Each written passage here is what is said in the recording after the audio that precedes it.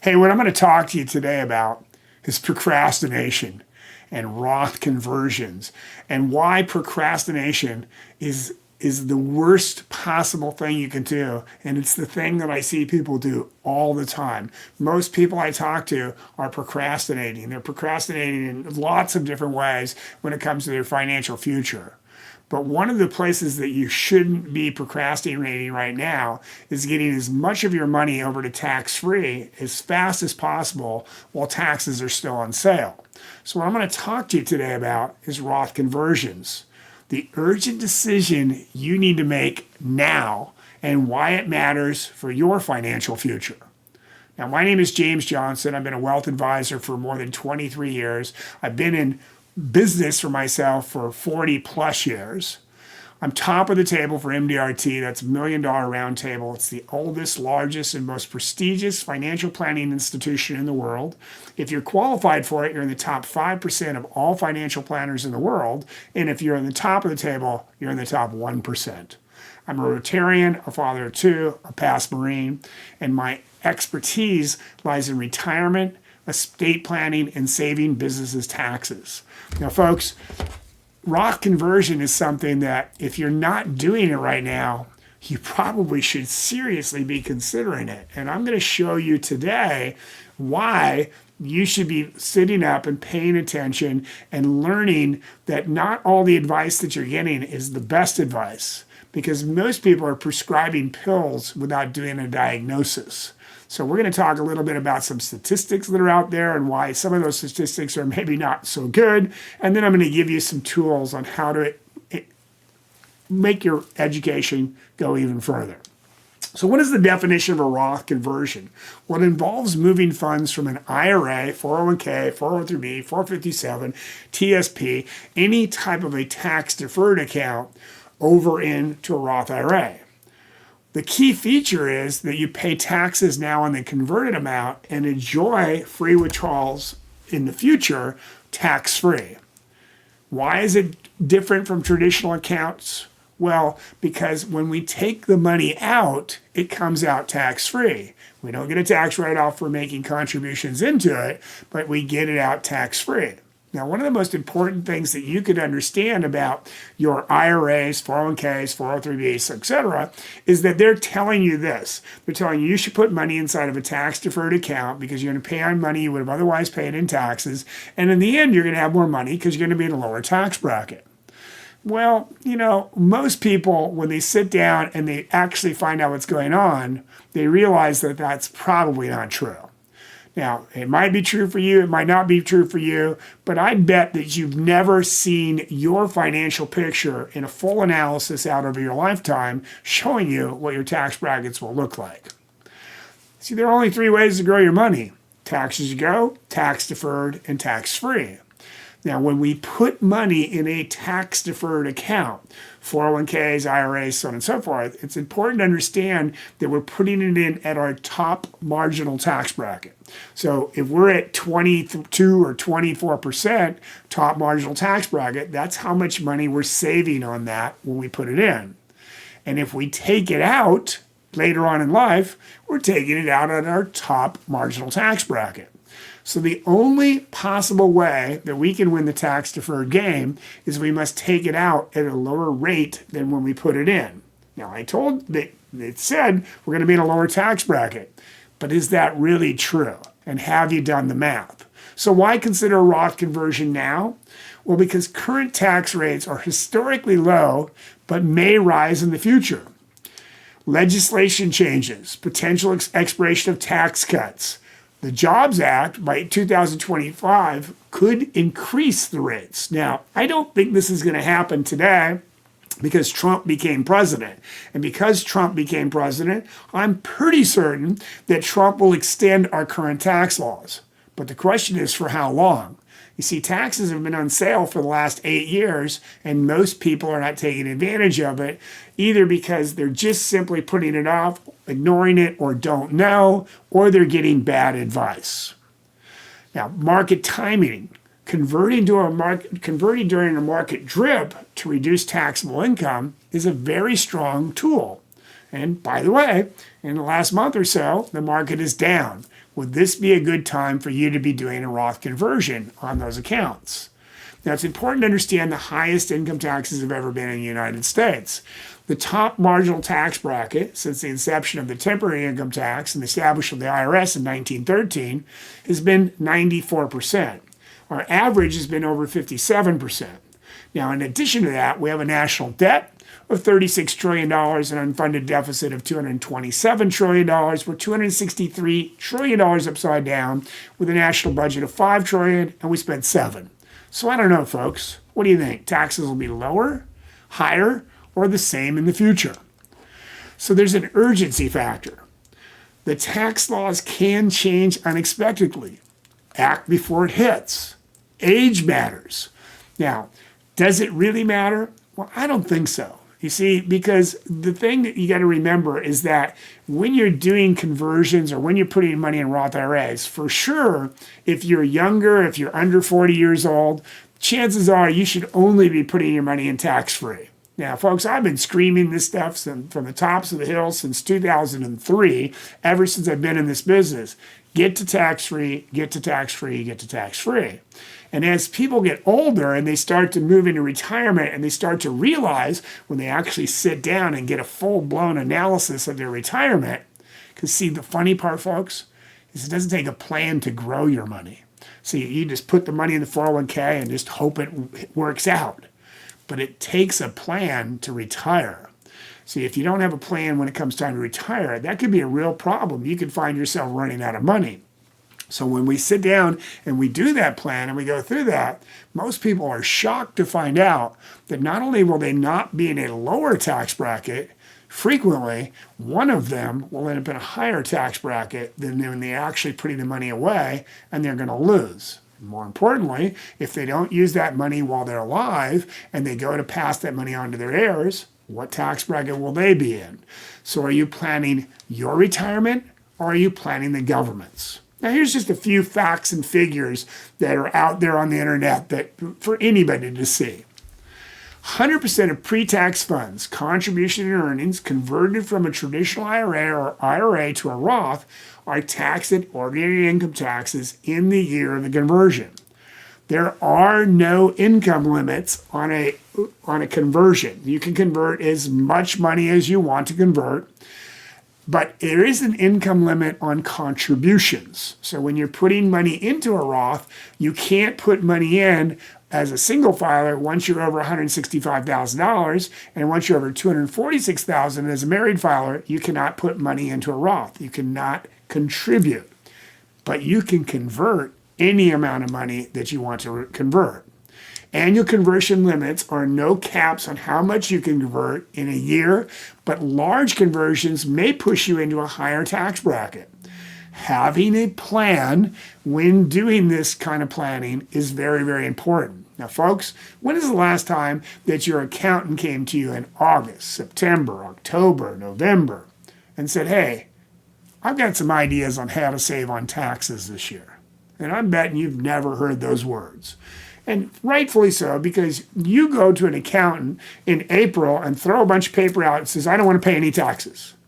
Well, see, that's being reactive. That's not being proactive. And the best tax planning is always done prior to the end of the year, because any Roth conversions have to be done by 12/31 of that year. Now, there's what's called a 5-year rule. So when we make a conversion and or we establish a Roth IRA, it has to be in for 5 years in order for the growth to be tax-free. So it's 5 years or 59 and a half, whichever is longer. So if we convert the money and we haven't established a Roth IRA, it's going to be 5 years or 59 and a half to avoid a 10% penalty on early withdrawals. A conversion, we would get penalized for the growth. We wouldn't get penalized for the other portion because that's already been taxed. RMDs.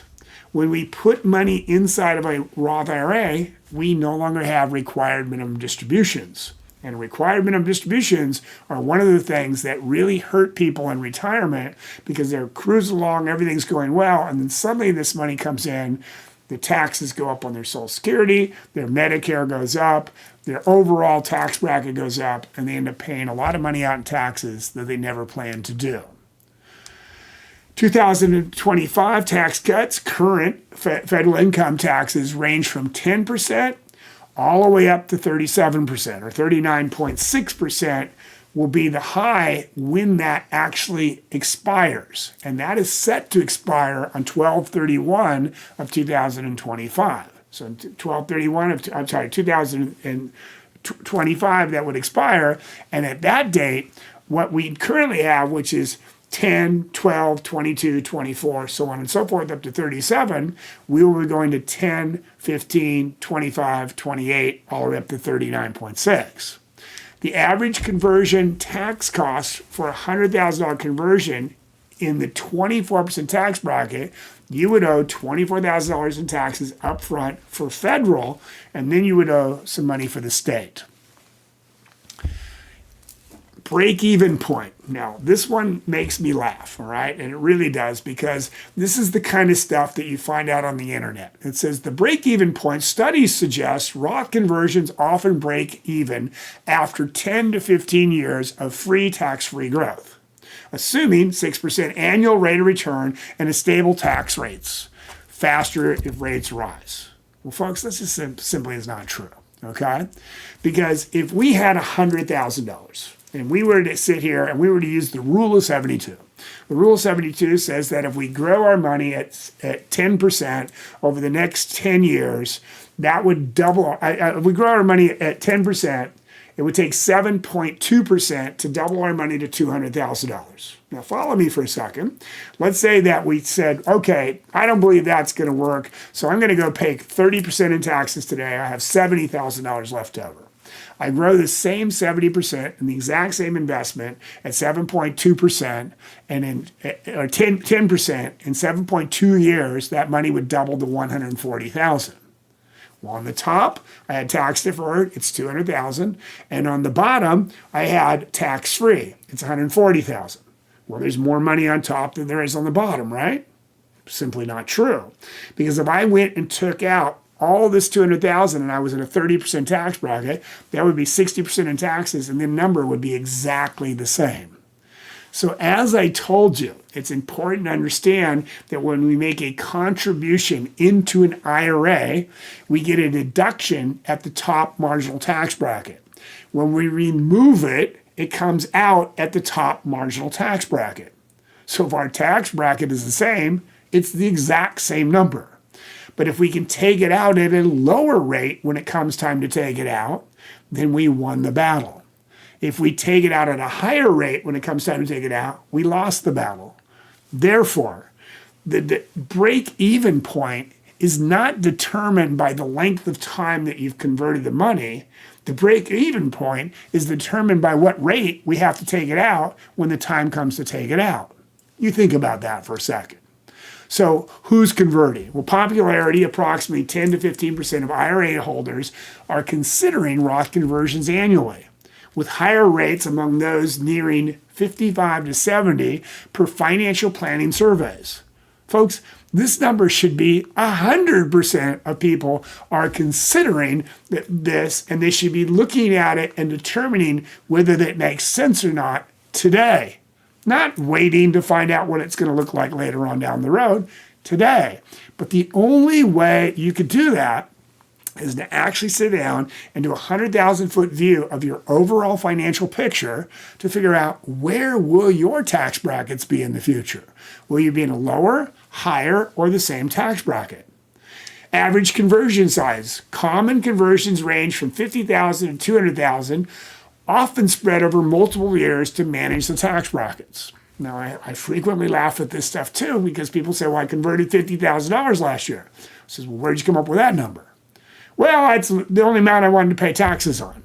Well, you're just not getting it, all right? And the reason why you're not getting it is because you think that over here, you have $1 million in tax-free money, okay? Or tax-deferred money.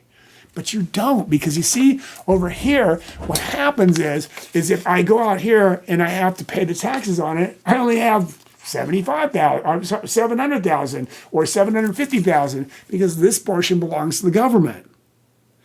So the reality is that when I'm picking a number to do conversion, I want to capitalize on the tax bracket that I'm in if it's the lowest tax bracket I'm ever going to be in. Once again, you have to do an analysis to figure that out. Tax rate expectations. 62% of Americans believe that tax rates will rise in the next decade, per 2023 Financial Sentiment Poll, driving urgency for conversions up now. Well, what's the highest income taxes have ever been? What's the national debt? I don't know. What do you think's going to happen? Think they're going to be lower, higher, or the same in the future? Benefits backed by facts. Tax-free growth. 100% Roth conversion growing at 7% annually for 20 years would become $386,968 tax-free versus $265,000 after tax in a traditional IRA, assuming a 24% tax bracket. So you got to decide, which one do you want? Estate planning Roths passed to heirs tax-free if held 5 years. Traditional IRA withdrawals are taxed at heirs rate, often 22 to 37%. Remember what I said. What happens is when you pass on tax-deferred money, those people are going to have to take it out these days. If it's not your spouse, they have to distribute it 100% within 10 years. What will happen to their tax bracket? So do you have a relationship with someone in the government where you're dying to give them your money rather than keep it for yourself or your family? And if you don't, now is the time to start deciding whether you want to give that portion of your IRA back to the government and grow your money tax-free, or you want to just sit and wait and see what's happening.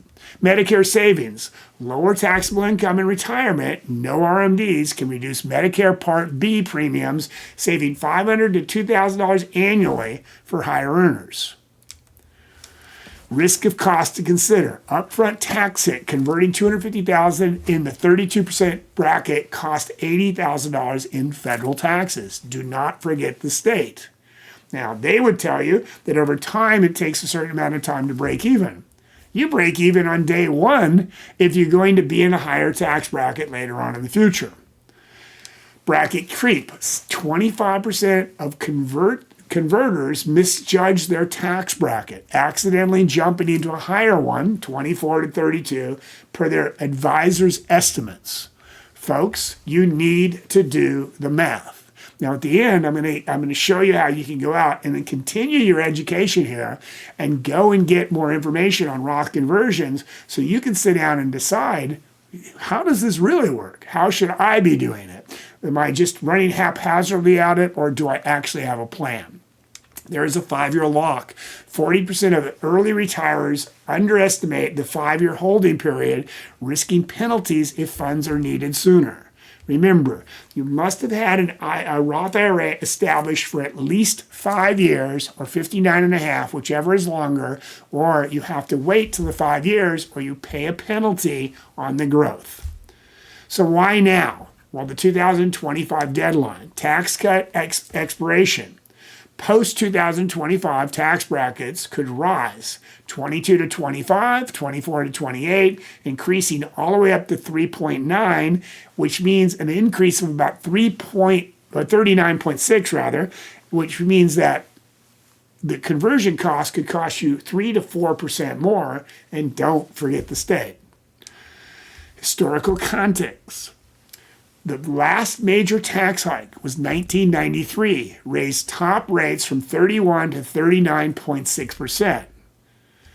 A precedence for the potential 2026 increase. Now, once again, I don't believe that tax rates are increasing in 2026. I believe that Trump will extend those tax laws. I don't know, and neither do you. But the reality is that you need to take advantage of these tax laws while they're as low as they possibly could be in the future. Actions window. Conversion must be completed by December 31st of 2025. To lock in current rates, procrastination could cost you thousands, and for some of you, hundreds of thousands. So what next? Well, folks, I told you that one of the most important things that you could do is to get 100,000-foot view of where you're at. And sit down and take a look at what will your tax bracket be in the future. Now below inside of this video, there's a link to go set up an initial strategy session. Leave your checkbook at home. You don't get to buy anything in that. And we'll sit down and we'll show you exactly where you're at, exactly where you're going, and exactly what will your tax brackets look like in the future. Will they be lower, higher, or the same? And most people are quite shocked to find out they're going to be at least the same tax bracket, if not a higher one, without any tax changes whatsoever. Now, in addition to that, there's a link down below about how to go get access to our course on RMDs, or not RMDs, but on Roth conversions. And if you go and take that course, you'll get a lot more in-depth about how that applies to your world. But now I got a question for you. What about cryptocurrency? Now, I know that many, many, many of you are out there investing in cryptocurrency. And hey, that's a great thing. You shouldn't have all your money there. You shouldn't put all your eggs in any basket. But if you've got some money in cryptocurrency and it's doing so well, can I ask you a question? Why are you doing it in a tax-as-you-go bucket? Why aren't you doing it in a tax-deferred or a tax-free bucket? And when I was thinking about that, I was thinking that, well, I've really never known how. So I found a place where you can actually go and grow your money in a tax-deferred or tax-free, and you can be moving your crypto over into that on an annual basis by either contributing and or converting over into those accounts. Got to check it out. There's a link down below to go check that out. Now, first, please go like the video. Put some comments in. Tell us what your thoughts are on this. What do you think about Roth conversions? Is this something that you should be doing? Should everybody be looking at this? Did you learn anything? And be sure to subscribe to our channel. And remember to live like you're going to die tomorrow and plan like you're going to live forever, because you just might. Keep smiling and make it a great day.